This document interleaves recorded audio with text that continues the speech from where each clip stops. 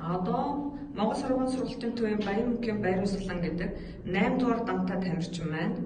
За 7 оронтой тоог орон холилдсон хүнд бодлогыг нэмж хасч цэжрээ бодож үзүүлнэ. За бодлогыг бичтэй бүж аваш.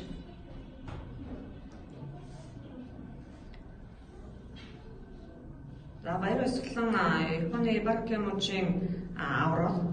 За бүх Японы аврал шалралт тэмцээнд маш амжилттай оролцож ирсэн ийм өндөр зэрэглэлийн тамирчин хүүхэд байгаа. Монгол сургуулийн сургалтын төвд 9 настаас орж суралцаад одоо 4 жил хагастай хичээлж байна.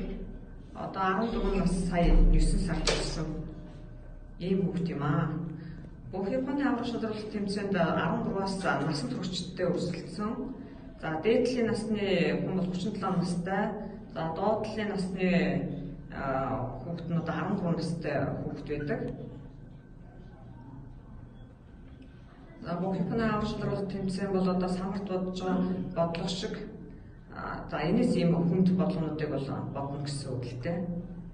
Тэгэхээр маш их өндөр зэрэглэлийн хурдтай тамирчид оролцдог. За энэ бодлогыг цэжэр бодно гэдэг бол ой тогтоолтон маш сайн хөгжсөн, анхаарал төвлөрөл сайтай, за хурдтай сэтгэж тооцоолж байгаа ийм одоо тамирчин боддог хүн бодлого юм аа. За бодоод явж.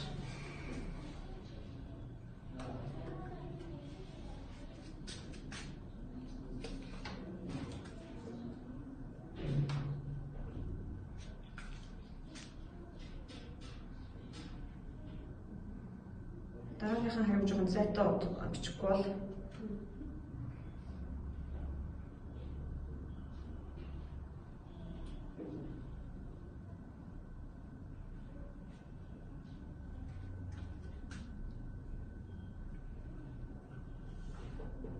энэ орон холилдно гэдэг бол маш хүнд байдаг. За эхний бодлогын хариу 2,220,987 зүг байна. Дараагийн бодлогын хариу 6,40,750 хонлоо зүг бодлоо. За сайн байна, баяр хүргэе.